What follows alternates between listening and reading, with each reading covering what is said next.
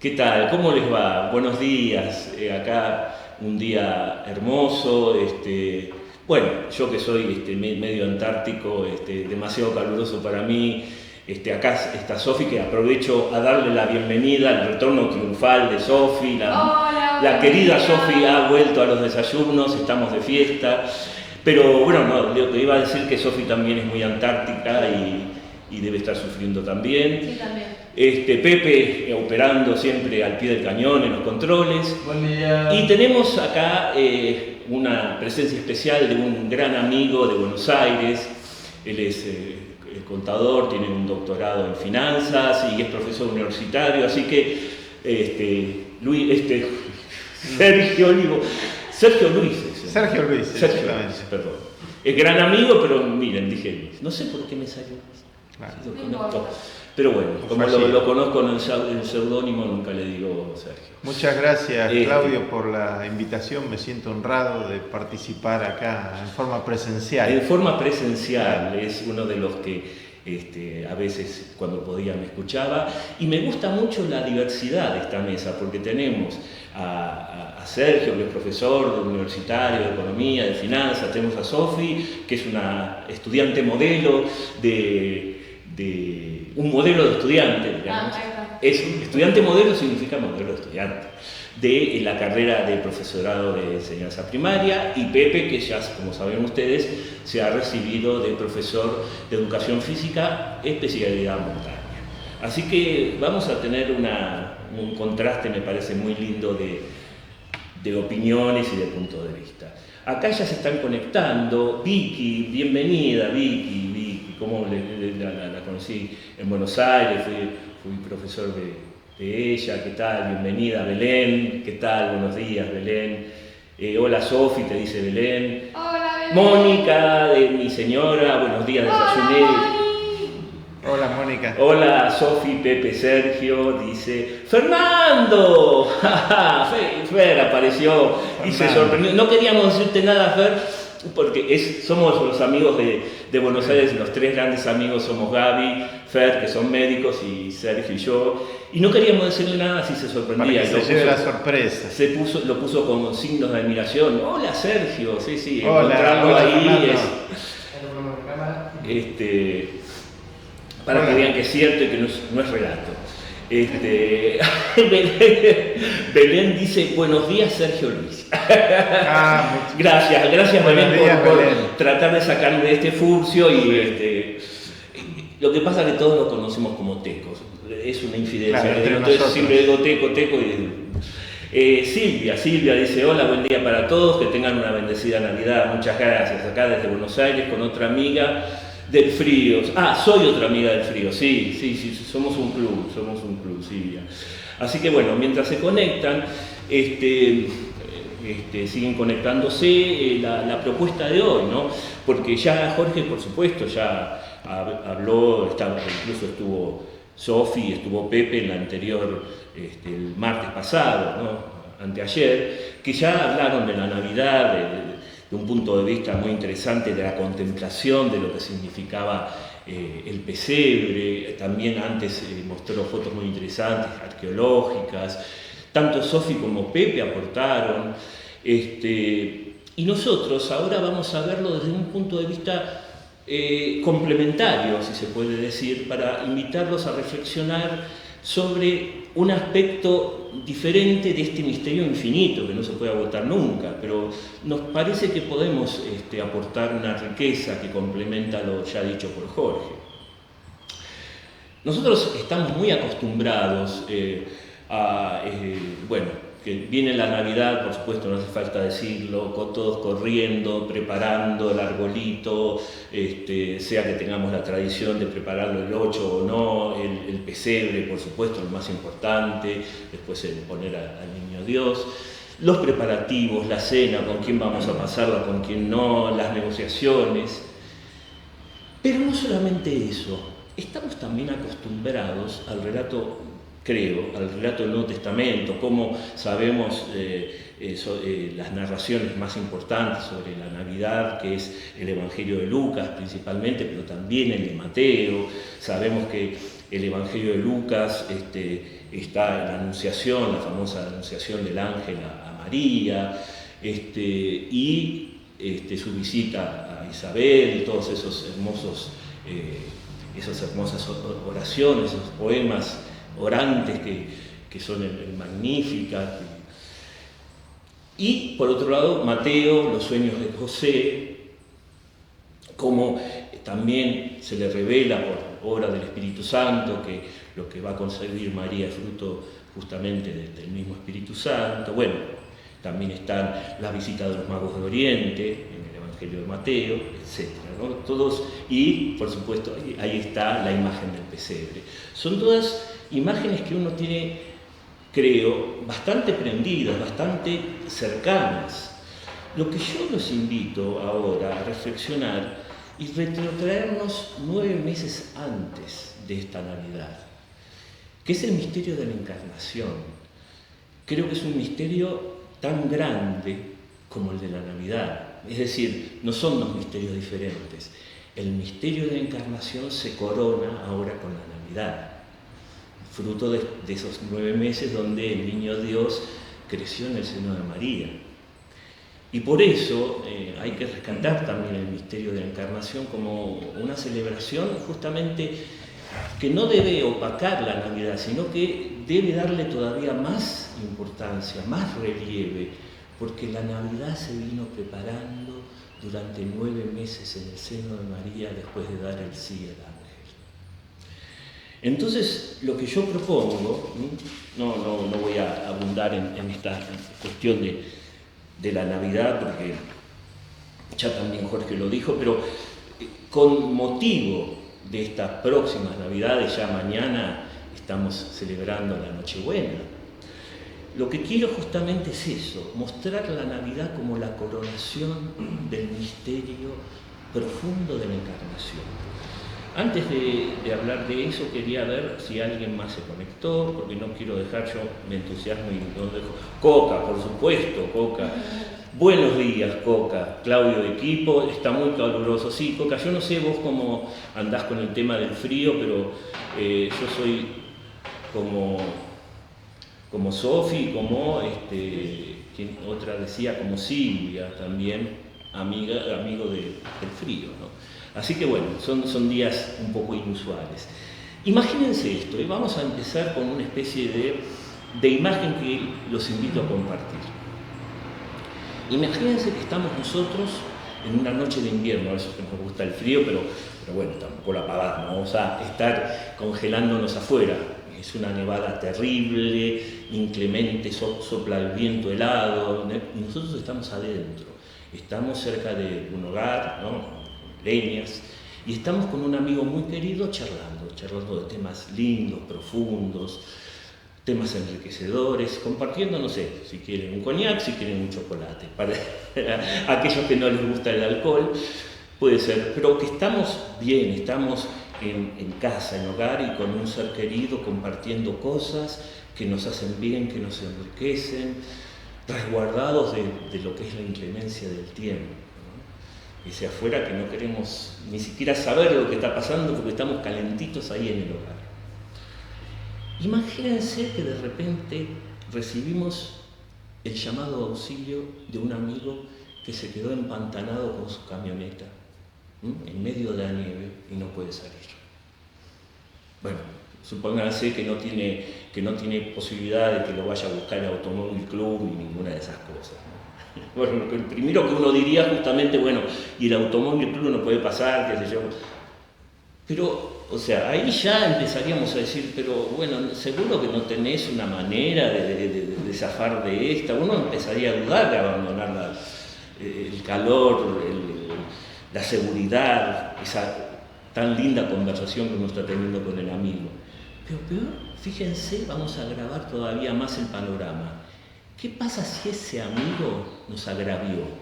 Ese amigo no nos pidió perdón y nos agravió feo, digamos, fuerte. Realmente es amigo, pero tuvo una actitud muy fea que todavía él no terminó de reconciliar con nosotros. ¿Iríamos a buscarlo? ¿Saldríamos a la nieve? ¿Saldríamos a la tormenta? A la intemperie, a la falta de seguridad? ¿Iríamos a buscarlo? Preguntémonos eso, ¿no? No sé si quieren comentar algo ya ustedes, chicos, antes de empezar de seguir con el tema. No, estamos... Y no sé, yo pienso, me pongo en la situación y yo porque pienso que uno siempre tiene que hacer lo que Dios hace con nosotros, ¿no? Pero ahí ya estás contando el final. Por eso en mi opinión... Claro, no, seguí, por favor. No, eso nada más. No quiero seguir Se hablando. ofendió Sofi. Nada más que por ahí, no sé. Pero, a ver, humanamente, ¿lo haríamos? O sea, sabemos que... Claro. No. Humanamente uno trataría de proponerle alguna otra alternativa a tu amigo. Digamos, no tenés otro conocido que esté más cerca. No tenés forma de salir vos solo de este brete. Pero salir vos solo, está muy bueno eso. Lo peor es el agravante que vos pusiste, que es el hecho de que tu amigo te haya ofendido previamente. Entonces vos decís, ¿puedo olvidar ese agravio para salir en ayuda de mi amigo? Eso sería lo más humanamente indigerible, ¿no? Sí. O sea, yo creo si que alguien se negara a darte ayuda, bueno, obviamente no sería una actitud cristiana, pero no podría dejar de decir que no es entendible. ¿Entendés? Humanamente es entendible, claro, que te nieguen esa ayuda. Que incluso el agravante de que el amigo no quiso reconciliarse conmigo. Claro. O sea, que pónganse todos en este papel, ¿no? Es un y ahora ejercicio me venís a pedir ayuda. Claro, pero ahora pide ayuda. Entonces es interesante ponerse en ese papel para preparar lo que significa el misterio del cual vamos a hablar. Que justamente un poco lo dijo Sofi, ¿no? O sea, lo que tenemos que hacer es comportarnos como Dios se comporta con nosotros. ¿Y qué es eso de cómo Dios se comporta con nosotros? Y justamente, Dios, Hijo, teniendo la plena comunión con el Padre en el seno de la Trinidad, una comunión tan perfecta que el amor es una tercera persona, el Espíritu, una comunión tan perfecta que es infinita, en el seno de la Trinidad, donde solo hay corriente de conocimiento y amor pleno entre los tres, donde no es pensar en una mayor plenitud porque es una plenitud infinita. Cristo, estando en esa situación de plenitud infinita, se arriesga por nosotros, que lo hemos ofendido, es el pecado original y todos los pecados que cargamos en la historia de la humanidad, y que es una humanidad que ha dado la espalda a Dios, y sin embargo Él se arriesga en la oscuridad, en el frío, en la noche, y elige encarnarse, elige someterse a los cuidados de María. María que no solamente al nacer, sino que lo albergó en su seno durante 9 meses, lo cuidó, le dio todo su amor por adelantado. La fue a visitar a Isabel y Juan el Bautista, que estaba en el seno de Isabel, saltó de gozo al percibir que estaba Jesús, al escuchar el saludo. Escenas muy lindas, ¿no? Fíjense, ¿no? El primero en alabar a Jesús es un no nacido, ¿no? Por supuesto que hay razones médicas para rechazar el aborto, ya lo hemos dicho, pero esta razón de fe es muy linda, ¿no? Juan el Bautista, siendo aún, como dicen hoy en día, un feto, o como dice cierto ministro, un fenómeno, fue el primero en el seno de Isabel en alabar al Señor, la primera persona en alabar al Señor, ¿no? Qué interesante todas estas cosas que antecedieron a la Navidad. Y decíamos, en el ejemplo que yo puse, no solamente Dios Hijo elige salir de la comodidad, una comodidad que no es una comodidad de un fuego que después se apaga, ¿no? Es la plenitud infinita de estar junto al Padre en el Espíritu.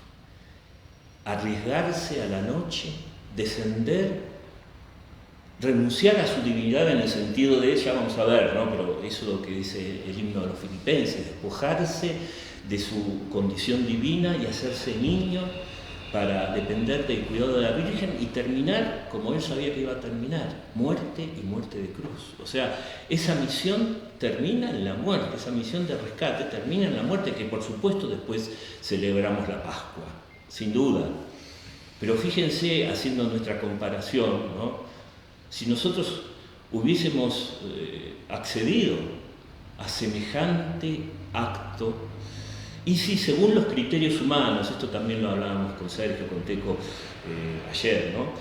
Cómo los criterios humanos, y él está acostumbrado, él siendo profesor, sabe perfectamente todas estas leyes que regulan los intercambios humanos, las inversiones, todo eso, y como que la actitud de Dios es una locura para los criterios humanos. No sé si querés agregar algo en la dirección de lo que estábamos hablando, Sergio. Claro, es imposible analizar, ayer lo charlábamos, ¿no? Es imposible analizar el acto de Jesús de encarnarse para salvar al hombre, es imposible analizarlo desde el punto de vista humano. Desde el punto de vista humano es absolutamente inentendible, porque Él lo dio todo a cambio de nada. Eso desde el punto de vista de los intercambios humanos es absolutamente imposible de explicar, ¿entendés? Desde el punto de vista humano, un intercambio que se dice justo es cuando las dos partes agregan algo de valor a esa transacción. Una de las partes pone algo y la otra pone otra cosa en contraprestación, pero acá eso no existe.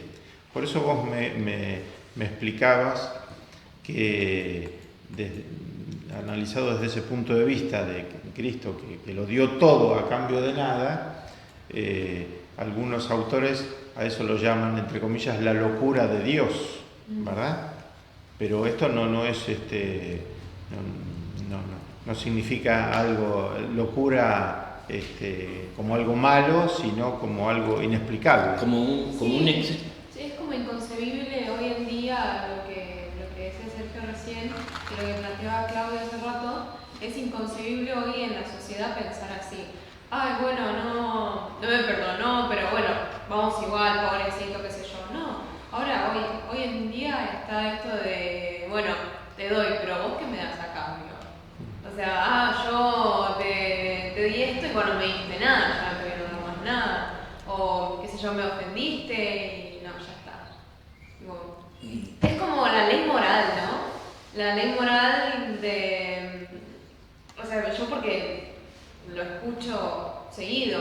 Bueno, vos sé bueno con las personas que son buenas con vos. Y pues es como la ley moral, es como ser buena persona con las personas buenas. Eso está bien. Que no es y lo que... Claro, moneda corriente. Claro, es la moneda corriente, es, digamos, la ley moral del mundo, que no es la ley moral del Evangelio, por supuesto, ¿no? Eso creo entender bien lo que quiere decir Sofi con eso, ¿no? Y fíjense cómo acá hago intervenir también a Coca. Ay, pobre Coca está con fiebre, bueno, ay, Coca, pobre, 38 de fiebre, bueno, que te mejores, Coca, pobre. Nos vinimos de Mendoza escapándole al calor, bueno, Coca, que te mejores. Y Belén aporta. Sí, cómo no, iría, no lo dejaría, si me agravió, más iría, yo no soy como él. O sea, todos iríamos. A ver, está bien lo que contestás, Belén, pero a ver, lo hacemos porque Cristo nos dio el ejemplo, ¿verdad? O, en este sentido, ¿qué pasa con las personas que se rigen solo por el criterio del mundo? Un poco lo que estaba diciendo, bueno, Sergio y Sofi. ¿Qué pasa con aquellas personas que solo les interesa aquello que es redituable? Que, también lo hablábamos con Sergio, por supuesto, en la vida cotidiana, en nuestros intercambios comerciales o bancarios o lo que fuera, obviamente siempre se necesita una contraprestación porque si no, no podríamos vivir en este mundo. pero hay cuestiones que no pueden someterse a esos criterios. Esta es la gran novedad. No todos los criterios se miden a través de un intercambio. Y es justamente aquellos que están criados en esa manera de pensar, de esa moral que hablaba Sofi, donde incluso muchos dicen, bueno, vos sé bueno con aquellos que son buenos. ¿Qué decía Jesús al respecto? ¿Se acuerdan? Si yo soy bueno solamente con aquellos que soy bueno, ¿qué mérito tengo ante el Padre? Es decir, ¿por qué qué mérito tengo ante el Padre? Porque Él me dio el ejemplo.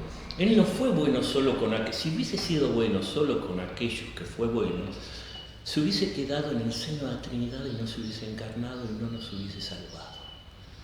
Y habríamos terminado todos condenados. ¿Condenados por qué? Porque habríamos quedado encerrados en nuestra miseria, no en el sentido que Dios nos condena desde afuera, sino en el sentido que habríamos quedado encerrados en nuestro odio, en nuestro rechazo de Dios, en nuestra pretensión de autonomía, de egoísmo, y habríamos quedado mirando nuestro ombligo, pensando que es el centro del mundo. Si Dios nos hubiésemos tratado como nosotros merecíamos, no habríamos sido salvados.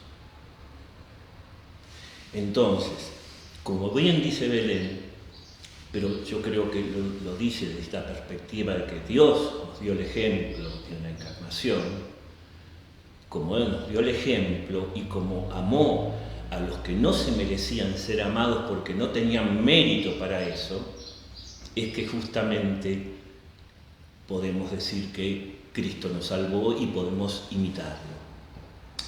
Porque si nos quedáramos con los criterios del mundo, lo mandaríamos a freír churros, como se decía antes, esa expresión de los que somos viejos, ¿cómo nos delatamos?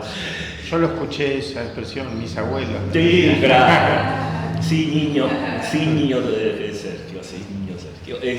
Pero lo hubiésemos mandado al demonio, o sea, si nos guiáramos por los criterios del mundo, no le habríamos dado bola.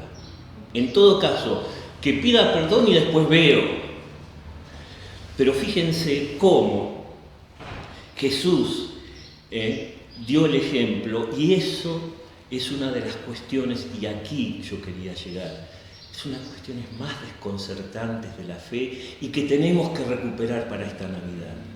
Estamos tan acostumbrados al pesebre, al arbolito, a la cena, a ver con quién quedamos, y es más, vamos a las celebraciones y escuchamos estos sublimes pasajes inspirados del Evangelio, y a lo mejor no llegamos, no se nos cae la ficha, todavía se dice no se nos cae la ficha, ¿no? Sí, sí. Bueno. Respecto de la locura, como decía Sergio, que esto significa,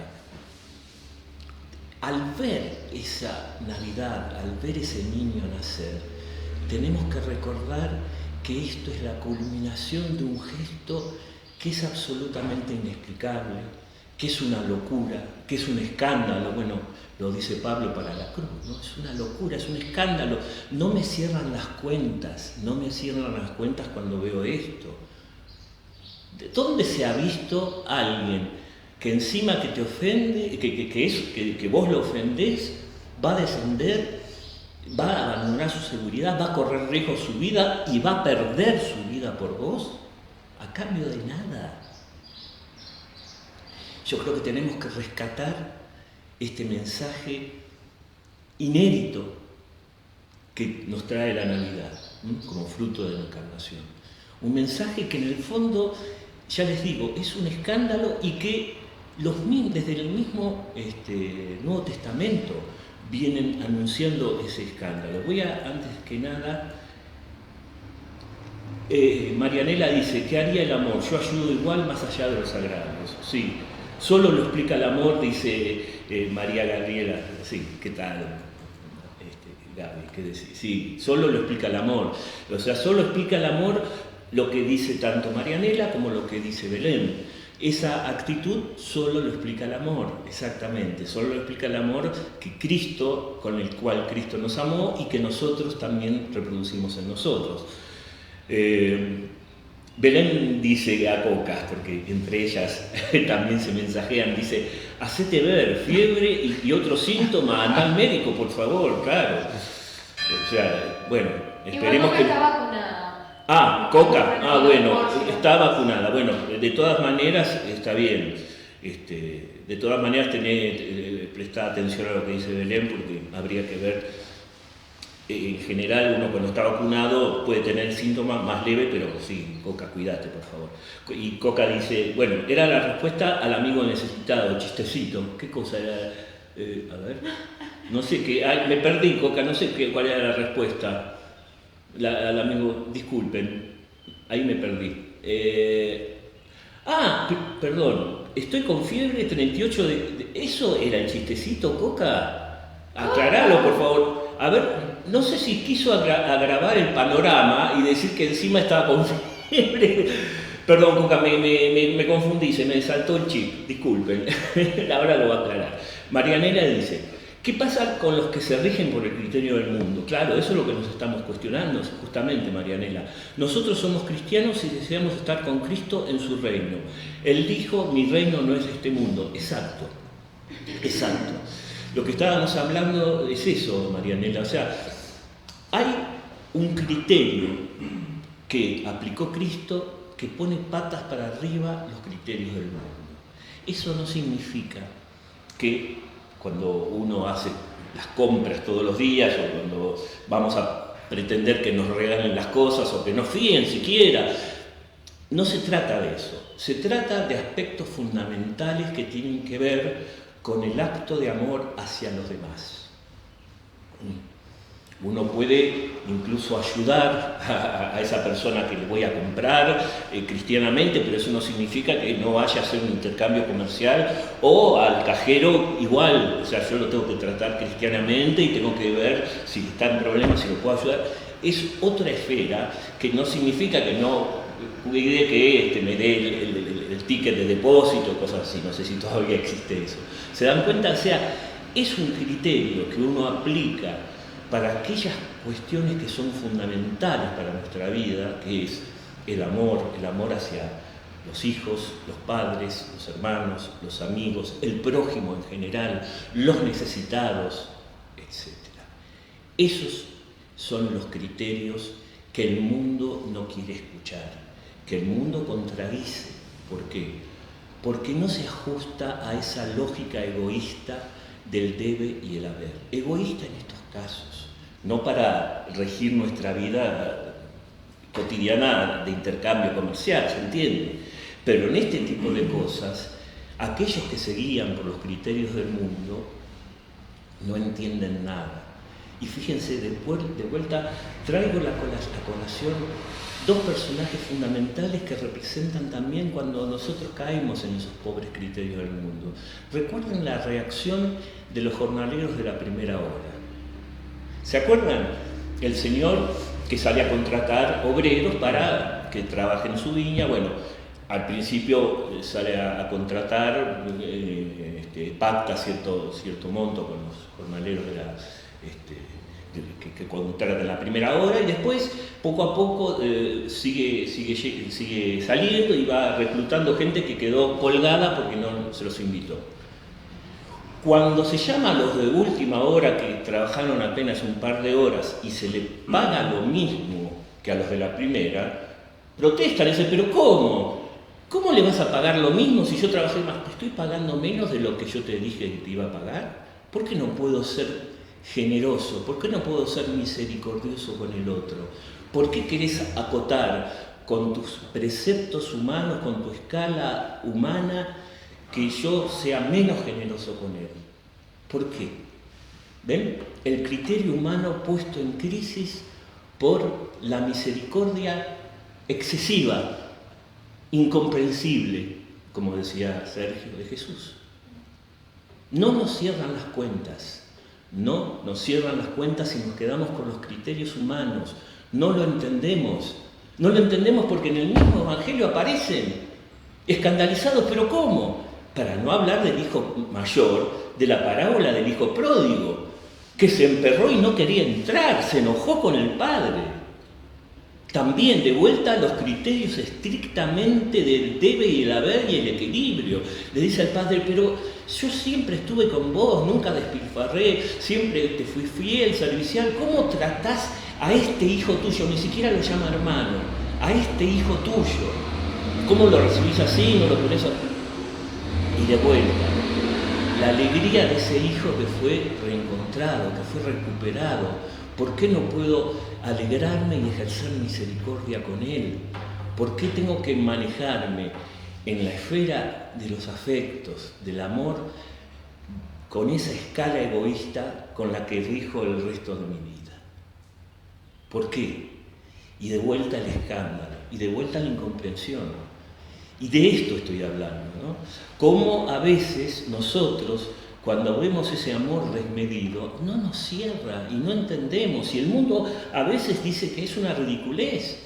Y en estricto criterio humano, es una ridiculez lo que hizo Dios. ¿Se entiende esto? No sé si quieren agregar algo ustedes. Es decir, es una actitud absolutamente desconcertante y que no me cierra por ningún lado. Fíjense cómo en el mismo Nuevo Testamento aparece, por ejemplo, la carta a los Filipenses, ese himno hermoso que dice, él que era de condición divina, no consideró esta igualdad con Dios como algo que debía guardar celosamente. Esto es el himno de los Filipenses, capítulo 2. En el capítulo 2 de los Filipenses, la carta de Pablo a los Filipenses, aparece este himno, ¿no? Que recoge de una tradición anterior. Es decir, al contrario, dice, se anonadó a sí mismo. Es decir, se anonadó significa se hizo nada. Se anuló a sí mismo, se podemos decir. Tomando la condición de servidor, no es solamente ir a rescatar a un amigo que se quedó empantanado, es convertirse en su servidor.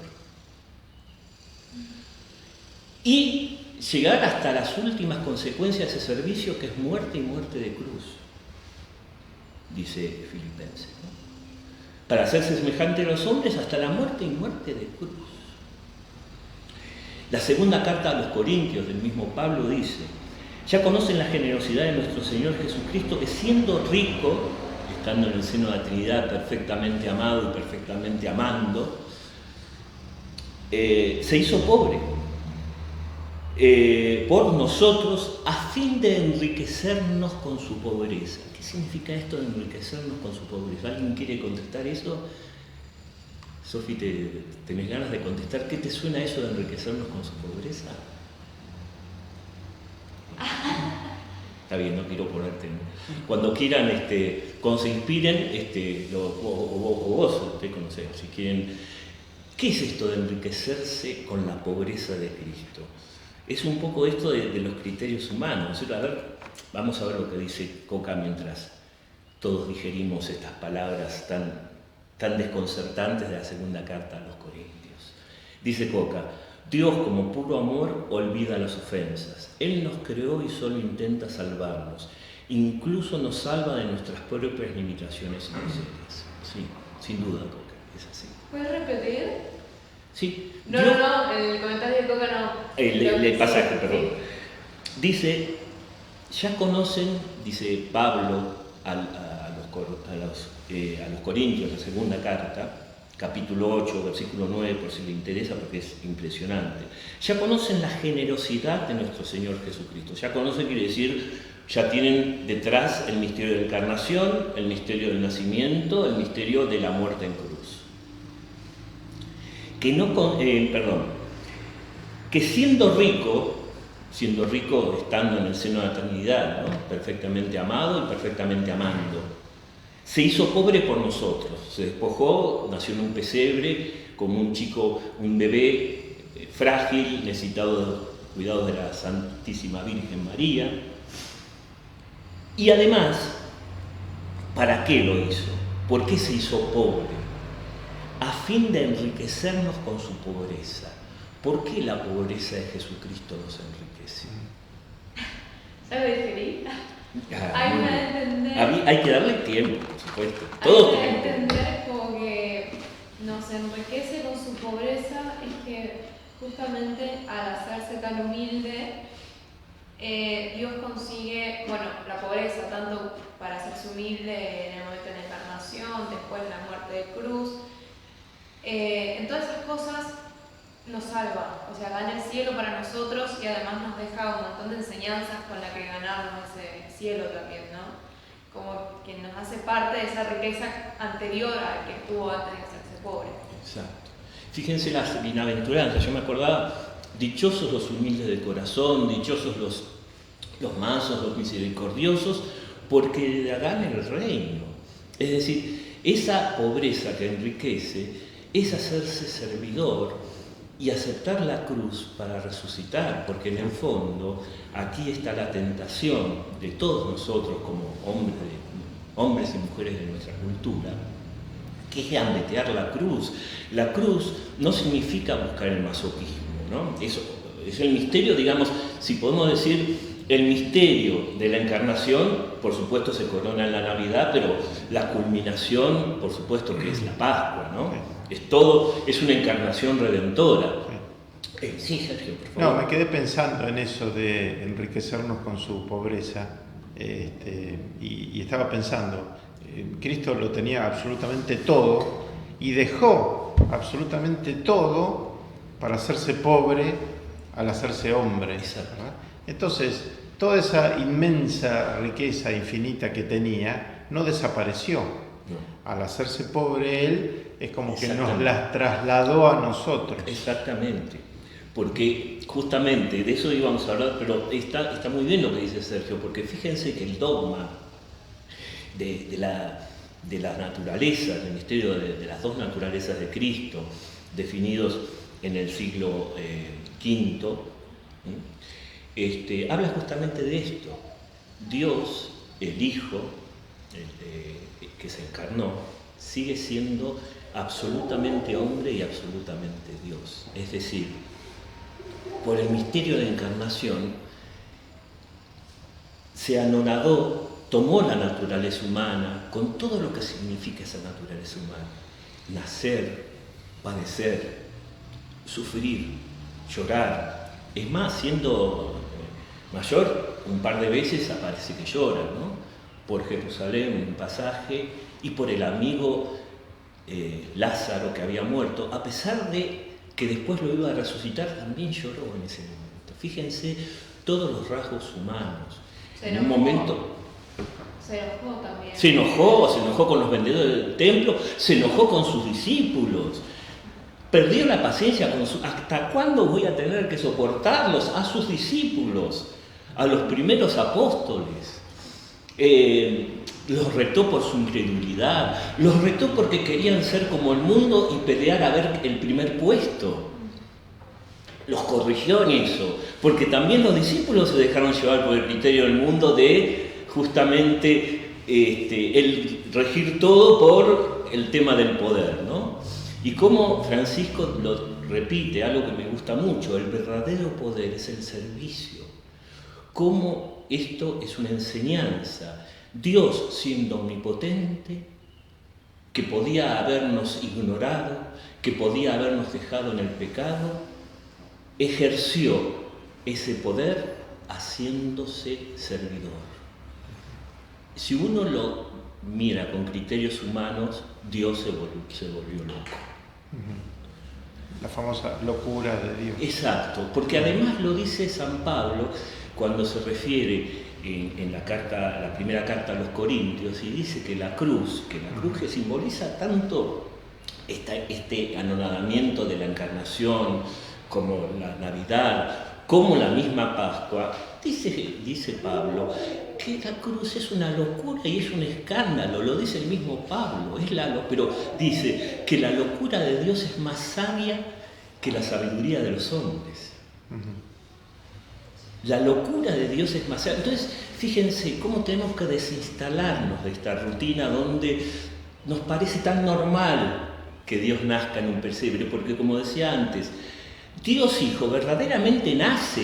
Dios, se puede decir, sin caer en ninguna herejía, que Dios nace, Dios Hijo, en su naturaleza humana, pero Él es la persona divina de la Trinidad, la segunda persona, que asume la naturaleza humana. Entonces podemos decir que Dios Hijo nace, que Dios Hijo sufre. Dios Hijo, siendo infinitamente feliz, nace, sufre, se enoja, se impacienta, pide que pase el cáliz porque le tiene miedo a la muerte en su naturaleza humana y muere. Dios Hijo muere en su naturaleza humana, pero la persona del Verbo, que es eterna, que es inmortal, experimenta la muerte. Experimenta lo que significa vivir de espaldas a Dios cuando dice: Dios mío, ¿por qué me has abandonado? Dios Hijo, que es plena comunión con el Padre, en un momento en la cruz, asumiendo como inocente los pecados del mundo, dice al Padre: ¿por qué me has abandonado? ¿Por qué dice eso? Porque está experimentando las consecuencias del pecado, que es vivir de espaldas a Dios. Entonces, ese es también el misterio de la encarnación. Asumir hasta los últimos rasgos la condición humana, una condición pecadora, Él siendo inocente. Él siendo inocente. De vuelta, aumentemos una vez más el escándalo y la locura. Él teniendo la plena relación, Dios Hijo teniendo una plena relación con el Padre, siente lo que significa ser abandonado por el Padre en su naturaleza humana poco antes de morir en la cruz, y experimentar en su naturaleza humana, que es la que muere, por supuesto, pero Él, que es persona del Verbo, experimenta lo que significa morir, Él que es inmortal, Él que es eterno. Hasta ahí llega la locura y el escándalo de la encarnación, que por supuesto después tenemos que complementar con lo que significa, lo que es la Pascua, la resurrección, obviamente, pero antes de la Pascua tuvo que pasar por todo este camino de anodamiento, de servicio, de humillación para rescatarnos. Haciendo un poco, volviendo a nuestra metáfora, salimos a la intemperie, nos jugamos por nuestro amigo a pesar de que nos ofendió, y al rescatarlo, lo rescatamos, pero nos caemos y morimos. Por ejemplo, nos morimos por salvar a nuestro amigo, pero después, bueno, acá no hay ya comparación, tenemos que hablar de la resurrección que espera a todos los justos, por supuesto, ¿no? Ahí ya tenemos que hacer un recurso, ahí ya, digamos, la analogía humana ya no sabemos muy bien cómo terminarla, porque humanamente terminaría con la muerte, digamos. Te jorobaste y te diría una persona del mundo: ¿ves? Aprendé, por no decir otra cosa, por tonto, eso te pasa por ayudar y terminar así. Bueno, esa sería la visión del mundo. La visión de Dios es: vos, por hacer ese gesto de amor, te asocias a la Pascua de Cristo y vas a resucitar para la vida eterna. ¿Cuántas veces nos dicen eso también, no? Uy, mirá lo que te pasó por tonto por ir a ayudarlo, no hubieses ayudado nada, ¿viste? No sé si les pasó a ustedes alguna vez de querer ayudar, qué sé yo, y después la persona después no te dio bola o necesitaste algo y no te dio nada. Claro. Y las personas te dicen: eso te pasa por tonto, digamos, eso te pasa por confiar en las personas, ¿no? Exacto. Fíjense, de vuelta, los criterios del mundo. Y es más, uno a veces, lo peor de todo es que a veces se lo cree. Y a veces uno medio titubea en su fe. Nos pasa a todos, porque decimos: bueno, pucha, ¿para qué lo ayudé si en el fondo no sirvió para nada? Y aquí yo creo que, yo insisto en esto, está la tentación muchas veces que nos mete el mundo de querer ver los frutos de nuestro esfuerzo, de nuestra actitud, y saber que el reino crece más allá de lo que nosotros podamos percibir.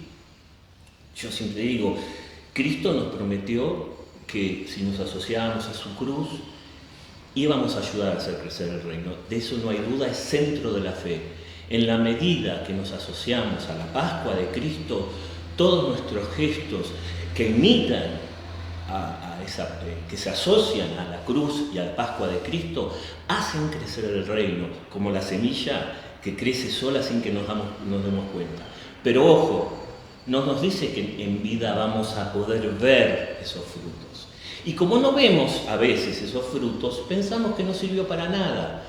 ¿Y qué pasa?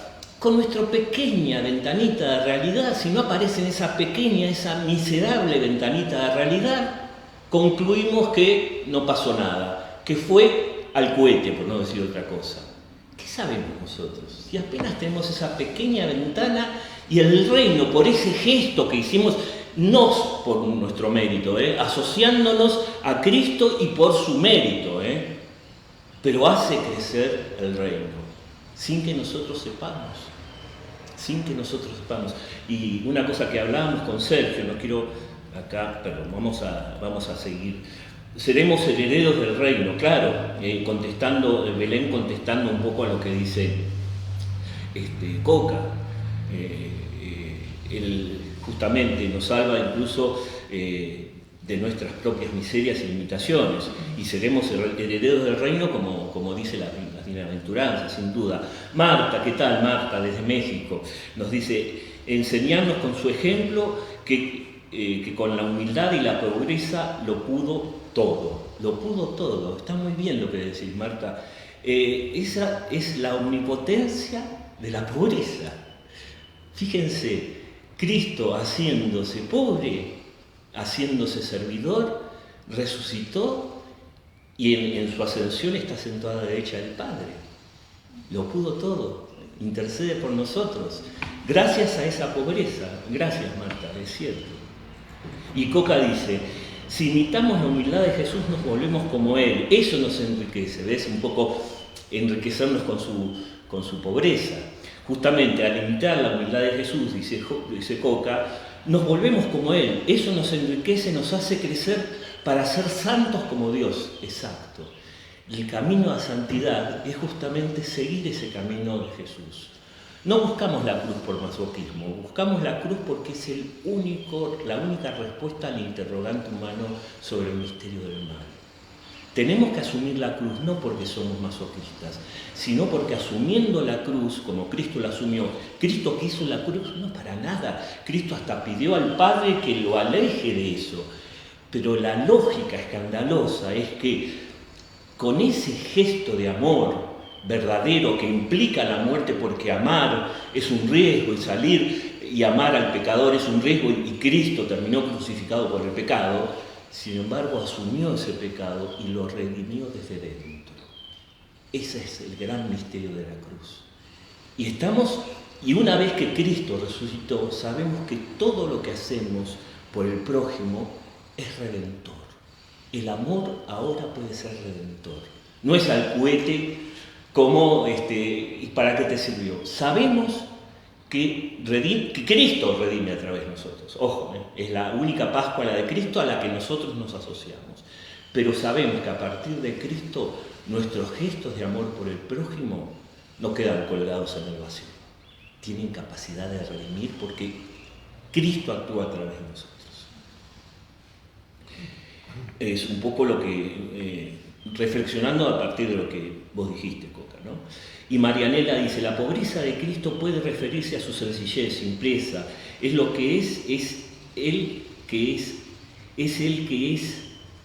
A ver, es mucho más que su sencillez, está acá implicado el misterio de lo que se llama la kenosis en griego, que es ese anodonamiento, no es simplemente la sencillez con la que vivió, sino que Cristo, siendo Dios, se encarnó y se despojó de alguna manera de su divinidad, como dice la carta a los Filipenses, que es el misterio de la persona de Cristo. Siendo Dios, asume la naturaleza humana en todo su nivel. Entonces, esta es la verdadera pobreza, asumir la naturaleza humana para siempre, porque Cristo cuando ascendió sigue siendo hombre a la derecha del Padre, el Hijo, la segunda persona, sigue con las llagas incluso, tal como las mostró resucitadas, sigue a la derecha del Padre con su naturaleza humana. Entonces, si bien es cierto, fue una persona austera, sencilla, que vivió en la pobreza, pero la pobreza más escandalosa no es esa,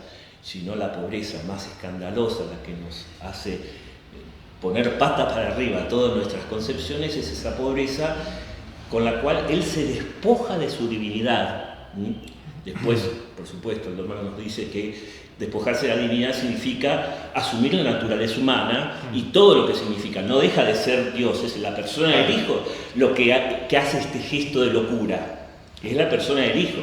Claudio, él se estaba pensando mientras vos reflexionabas esto, ¿no? Él se anonadó, pero sin dejar de ser Dios. Claro. O sea, él hizo ver al ciego, hizo caminar al paralítico, exactamente, resucitó a Lázaro. O sea, él en ningún momento dejó de ser Dios. Ese es un misterio también. Exacto. Anonadarse sin dejar de ser Dios. Exactamente. Eso es un misterio que aparece ya en el Nuevo Testamento, donde, por un lado, Jesús se manifiesta como Dios. ¿Cuándo? Con los milagros, por supuesto, pero también cuando legisla y dice, han escuchado que se les dijo, pero yo les digo, se anima a legislar sobre la ley de Moisés, la sagrada ley de Moisés que le dio Dios en el Sinaí. ¿Quién puede hacer eso? Cuando perdonan los pecados, vete, tu fe te ha salvado, tus pecados son perdonados. Los fariseos dicen, ¿quién es este tipo? Si solamente, perdón por la palabra, ¿no? Pero si solamente Dios puede perdonar. Muchas veces se revela así. Y cuando San Pablo, que son los primeros textos del Nuevo Testamento, dice Jesús es el Señor, el Kyrios. Kyrios es un título divino que solo se le aplicaba al emperador, que era considerado Dios por los romanos. Bueno, Juan lo dice claramente, que el Verbo era Dios y el Verbo se encarnó y habitó entre los hombres. Ahí está sembrado de testimonios respecto de su divinidad. Pero al mismo tiempo, los mismos evangelios muestran a este Jesús que se impacienta, que se encoleriza con los vendedores del templo, que los echa a latigazos, que se encoleriza que le dice a Pedro, el primer papa, apártate de mí, Satanás, tus caminos no son los del hombre, los de Dios, quiero decir. ¿Ven? Ambos misterios aparecen. Por eso decía que luego de una reflexión en el siglo V aparecen lo que se llaman los dogmas cristológicos, donde finalmente en el concilio de Calcedonia, en el año 451, se termina de definir el misterio de Jesucristo, que asume en su persona divina la naturaleza humana y por eso es absolutamente Dios y absolutamente hombre, sin contraposición, sin mezcla, sin separación. Es el misterio de la encarnación. Dicho de manera, por supuesto, en que lo dice el magisterio para poner en claro ante una sociedad que, aunque no lo crean, pedían esas distinciones, sin embargo, expresa de una manera profunda y formal lo que ya estaba dicho en el Evangelio. Ese doble misterio de Cristo, que se despoja, pero sigue siendo Dios. Por eso al mismo tiempo se manifiesta como hombre y se manifiesta como Dios. Es el misterio de encarnación, es el misterio de encarnación. Y por eso no podemos renunciar a ninguno de las dos dimensiones de Cristo sin traicionarlo.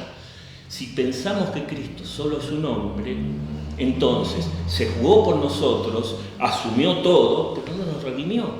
Porque un hombre no tiene la capacidad de redimir, solo es un hombre.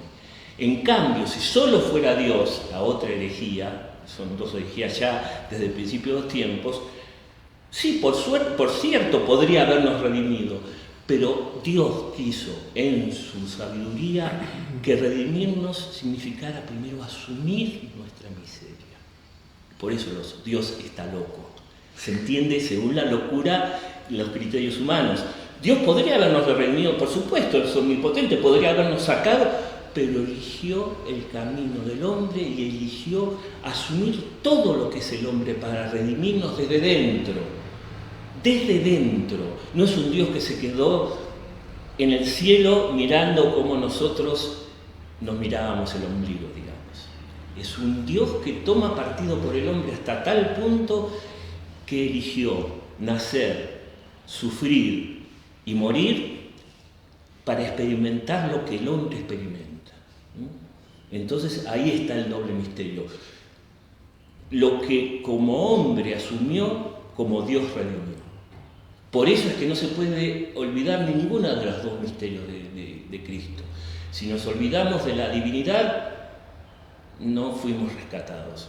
Si nos olvidamos de la humanidad, es un Dios que sigue arriba y nosotros seguimos abajo y que no se jugó por el hombre. Y Cristo simplemente es un Dios jugando a ser hombre, pero en el fondo es simplemente un disfraz de carne porque el hombre no es digno. No. Tan digno es el hombre que Dios asumió no solamente la naturaleza humana, sino que en la ascensión no se despojó de esa naturaleza. Cuando celebramos la ascensión de Cristo, estamos diciendo que toda su humanidad subió a la derecha del Padre y Dios Hijo es eternamente ese hombre judío de Galilea, eternamente, con sus llagas. Es un misterio, sí, es una locura, sí, pero hasta tal punto Dios valora la naturaleza humana. Al rescatarnos, ¿no nos rescatamos nosotros? Sí, dice Belén. Por supuesto, nos rescatamos en el sentido que Cristo nos rescata, no somos nosotros mismos los que nos rescatan. Por obra de Cristo, Él nos rescata. Y vos estás hablando de rescatar en nuestra, digamos, parábola. Sí, por supuesto, al rescatarla a esa persona, estamos obrando como obraría Cristo y por eso nos asociamos a ese modo de ser y por eso nos estamos rescatando. Sí, te entendí bien. Pero Marianela había dicho otra cosa. Claro, perdón, hay un comentario en YouTube. Ah, por supuesto, sí. Perdón. Sí, a mí me hacen la revista. Me parece bien. Ninke, que es una chica acá del grupo de Sí, jóvenes, Ninke, ¿qué tal, Ninke? Qué suerte que estás escuchando, bueno. está participando de YouTube y nos dice: hola, gran Sofía, hola, gran Pepe, hola, Sergio. Muchos saludos del Otto, parece roto. Y bueno, seguramente fue comentando que estamos hablando. Dice: para mí la pobreza es la base de la humildad. Si uno siempre gana y siempre tiene de todo. No puede aprender a ser humilde porque la riqueza siempre la tiene y es lo normal para la persona. Y esto que dice Sergio, que dejar lo que uno tiene para aprender nos da la libertad para abrir la mente y los hijos. Para el ser humano... Sí. La mente y los ojos.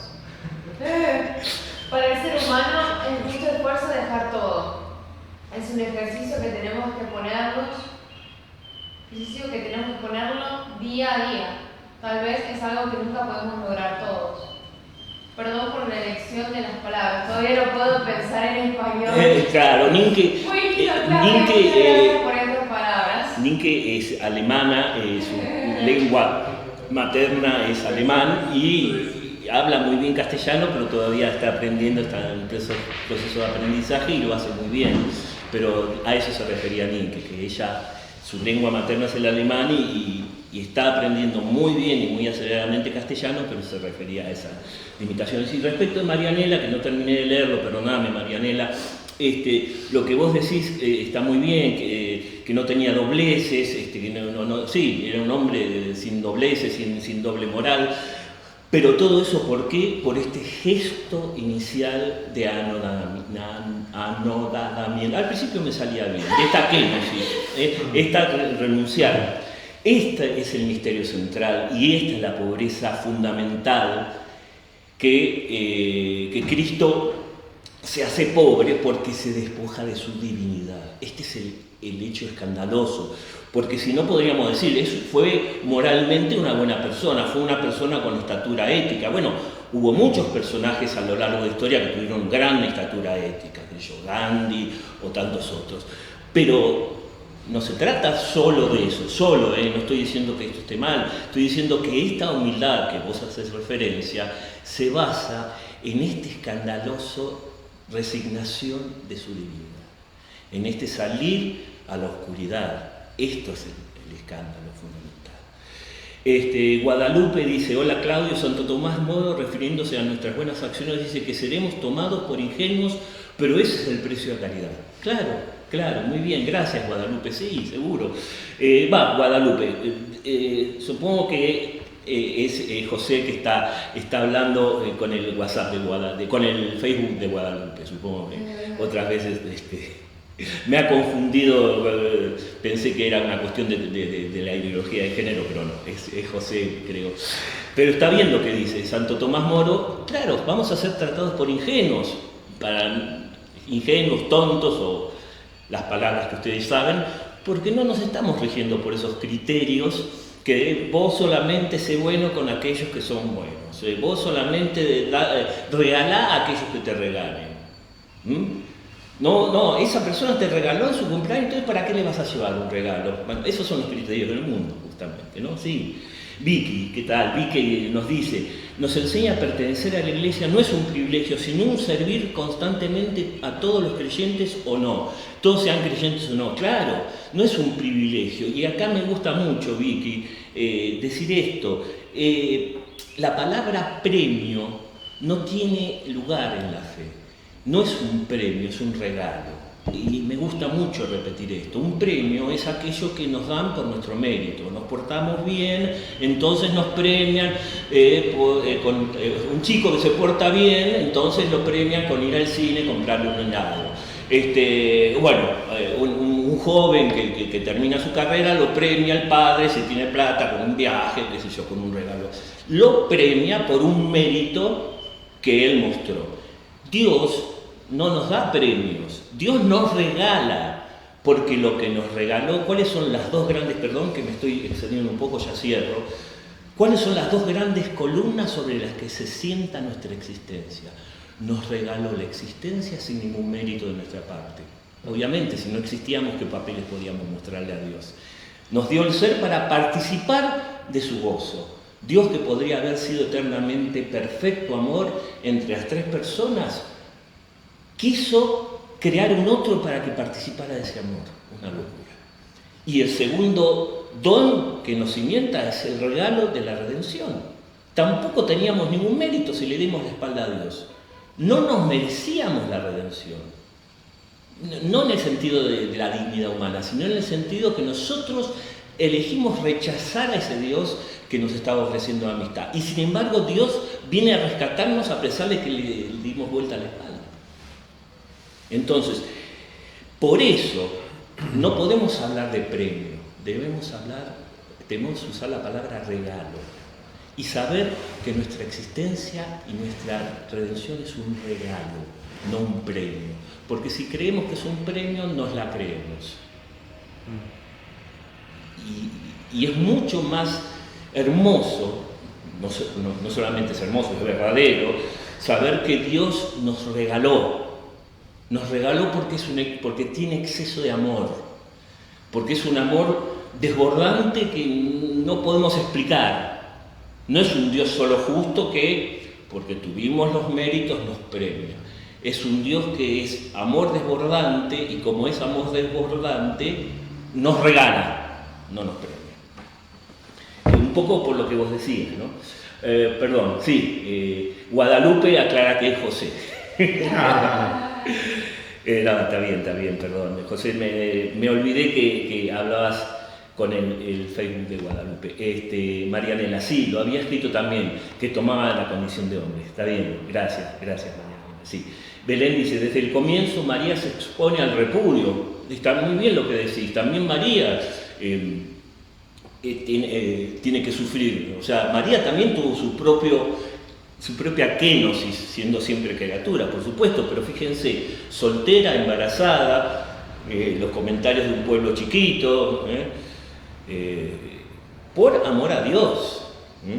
Desde la concepción está la entrega. Jesús se entrega desde su madre también. Sí, gracias Belén. Sí. María también tuvo que sufrir ese repudio. Imagínense las comadronas del pueblo como murmuraban.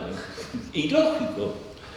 Y que el mismo José, que quería abandonarla en el Evangelio de Mateo, pero recibió la revelación del Espíritu Santo diciendo, no te fue infiel María, el fruto del Espíritu Santo, y José creyó. Bueno, y Marta dice que tengan linda Navidad, que Dios los llene de bendiciones siempre, les mando un abrazo grande, gracias Marta. José dice, Guardini dice que Dios es dadivoso y superabundante. Sí, superabundante, exactamente. Es una abundancia que no tiene comparación con la abundancia humana. Desborda por los cuatro costados. Y Coca dice, muchas gracias por todas las reflexiones, feliz noche, buena y bendecida Navidad. Bueno, muchas gracias. Ustedes también quieren cerrar con algunas palabras sobre esta Navidad, por favor. Pepe, ¿querés también vos cerrar con unas palabras, por favor, que estuviste calladito ahí operando? Como quieran, acá no se obliga a nada. Sí. ¿Dijiste algo? Bueno, si querés. No, yo simplemente te quiero agradecer muchísimo la invitación. Es un honor haber podido participar acá presencialmente. Y así que bueno, muchas gracias y muy feliz Navidad para todos. Gracias. Sofi. Nada, solo es... ¡Uy, ya! Bueno, sí, ya me di cuenta. Bueno, y solamente me resta a mí desearle, el deber llama a Sofi, por eso se tiene que retirar. Gracias, Sofi. Me resta solamente a mí desearles una muy bendecida Nochebuena y Navidad y que recordemos muy brevemente este misterio, ¿no? Que este misterio que empieza con la encarnación y al ver el niño en el pesebre recordemos que es un gesto absolutamente increíble, escandaloso y que tiene que hacer cambiar nuestros criterios. Ese Dios que se aventura a la noche para rescatarnos. Bueno, nada más entonces, muchas gracias, ya nos pasamos de hora, pero les agradezco a todos mucho la participación, a Sergio, a Sofi que se tuvo que ir para atender el asunto, pero que ya también participaba mucho, a Pepe siempre al pie del cañón y muy feliz Navidad para todos. Gracias. Adiós.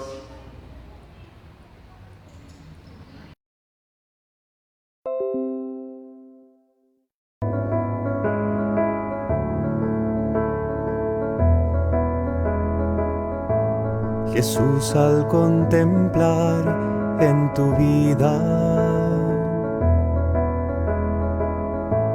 el modo que tú tienes de tratar a los demás, me dejo interpelar por tu ternura, tu forma de amar nos mueve a amar.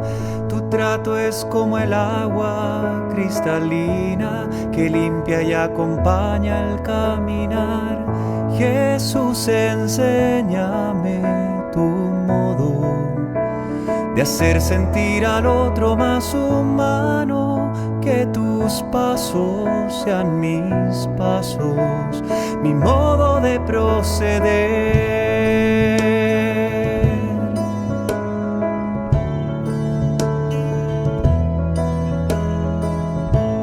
Jesús, hazme sentir con tus sentimientos, mirar con tu mirada, comprometer mi acción, donarme hasta la muerte por el reino, defender